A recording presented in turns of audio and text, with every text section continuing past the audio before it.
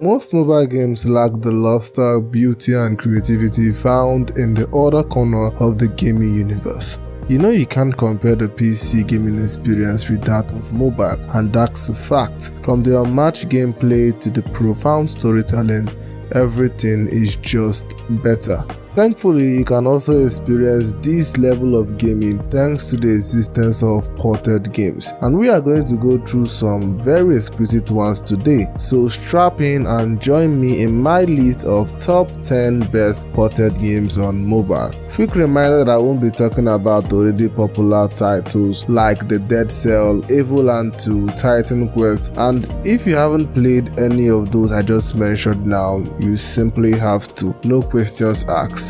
I also want to give a big thanks to all of you, my faithful subscribers. We have finally reached the 400 subscriber level, and wow, that's a lot of people. Okay, let's start the video, shall we? Starting the list off with Gunfire Reborn, a game I still can't believe I haven't yet played. The critically acclaimed roguelike holds quite a special spot in my heart, being one of the first games I talked about in this channel. Gunfire Reborn is an action first-person shooter that's also a roguelike, that's also a 4-person multiplayer and a single player as well. You choose from a roster of heroes with different playstyles and abilities, dive into randomly generated labyrinths alone or with friends, and battle challenging enemies, looting randomly dropped weapons and props, all to see how long you can survive. There are also cool looking bosses to fight, multiplayer fun with friends, cool builds, FPS action, mesmerizing combat, and the randomly generated fun that the roguelike genre brings. Like, what else is there to want?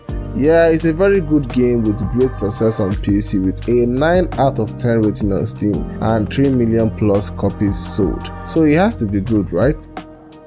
The All Kickers is next, a hilarious, challenging and fun action shooter that puts you in the shoe of a SWAT operator. Dive into terrorist field buildings, carefully gun down enemies, and I do say carefully because you can actually kill the hostages. Each door opens up a new challenge with multiple enemy types from charging knife-wielding maniac to hostage holding pimps. You can also use different operators to suit your playstyle, from the assault type to the FBI agent and everything in between. I got the game while preparing for this video, and I can say for a fact that it's a very fun game. The missions have the right amount of difficulty with a strategic feel to it that makes each level oddly satisfying. All in all, it's a pretty good game that's also small in size, so we'll go check it out.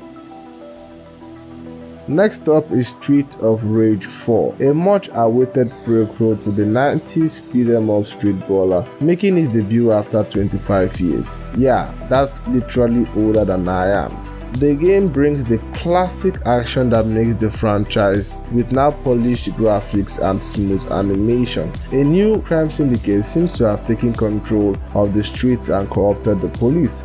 All you have to fight against this threat is your friends and your fist. Fight solo or with up to 4 friends using 17 iconic characters, each with their unique playstyle and combo chain. The combat is nothing short of mesmerizing, with a challenging difficulty that's really iconic to old arcade games, with outstanding retro music that's eargasm to listen to. If you're an arcade fan, the story doesn't really stray far from the genre, with up-the-top action, dozens of unique enemies spread across 12 various action-filled stages. Honestly, the entire game is like a love letter to fans, and you can also experience it on mobile. Just use a controller. Touch control sucks. I know, I used it.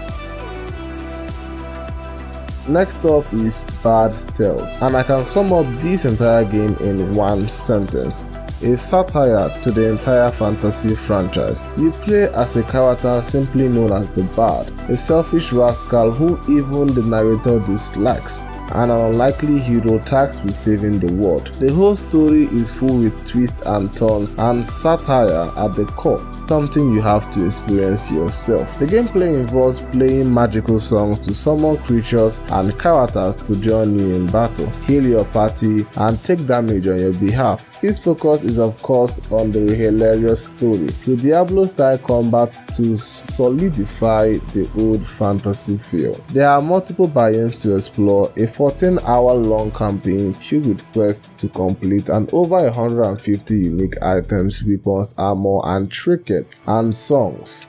Lots and lots of songs. I played the game quite a while back and it's quite an impressive one, especially if you think back on its actual release date. Next up is the beautiful game GRIS. GRIS is a strong story-driven narrative adventure where you explore a beautiful broken world. An avid platformer, you play as GRIS, who wakes up in the hands of a female statue that crumbles into a dark world. You traverse this surreal place, solving puzzles, overcoming obstacles, and collecting light to gain new abilities. It's a well-received adventure platformer with stunning visuals and a breathtakingly beautiful world filled with multiple biomes. The gameplay is much like any platformer with a good focus on puzzle solving rather than fighting enemies. In the end, it's a really interesting title that also has a 10 out of 10 rating on Steam, and the story is one you must experience, and I think I will too.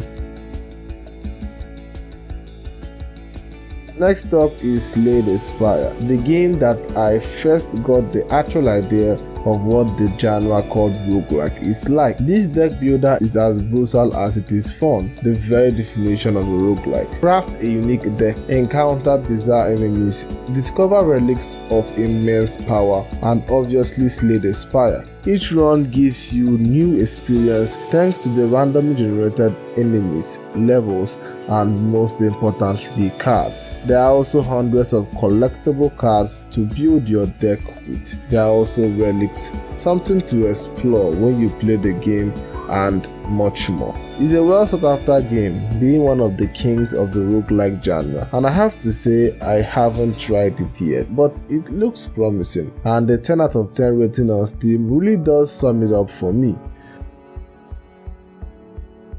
Pascals Wager is next, and I can absolutely say that this has got to be one of the best Souls-like game available on mobile. A dark fantasy style action role-playing game in which players take on the roles of 4 diverse characters who embark on an adventure in a world shrouded in a dark mist, looking for the truth behind the light. Its dark and gritty story, mixed with the unforgiving difficulty stamina-controlled combat, is truly reminiscent of the Soulsborne franchise is clearly inspired from. It offers gorgeous graphics, detailed environments, a cool story bathed in mystery, and much more.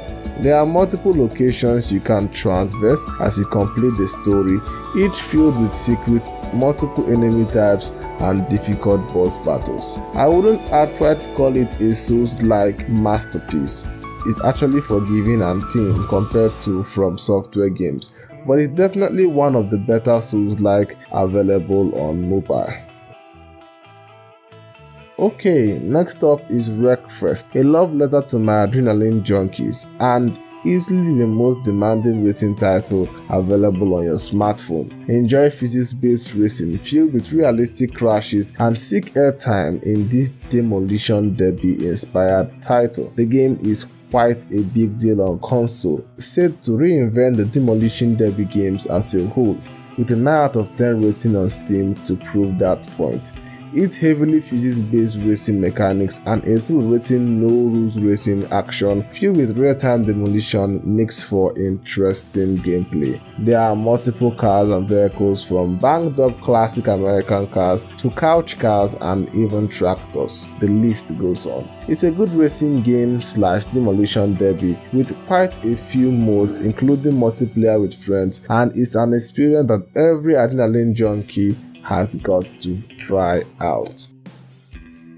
Next up is Townscraper, a cute little town builder that feels more like a tiny project to pass the time, giving you a sort of control that isn't common in this genre. Build quaint island towns with curvy streets, build small hamlets, soaring cathedrals, canal networks, or sky city on stilts, block by block. There are no real goals, no real gameplay, just plenty of building and plenty of beauty. That's it.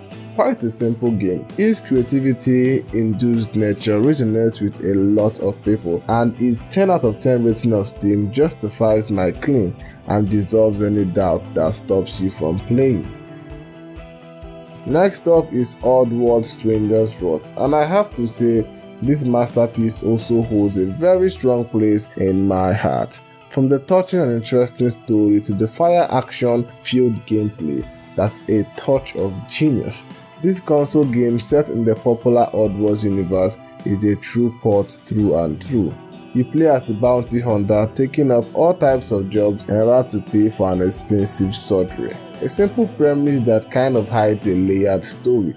The gameplay transitions from a third-person action brawler to a first-person shooter where you use a single-hand crossbow. The interesting part is the bullets, which are all types of creatures and bugs you find in the environment, which have different effects and abilities on enemies. It's a fun game with a huge open world to explore, hilarious dialogue, clever puzzles, ugly-looking iconic NPCs to the Oddworld universe, and a plot line that's really good.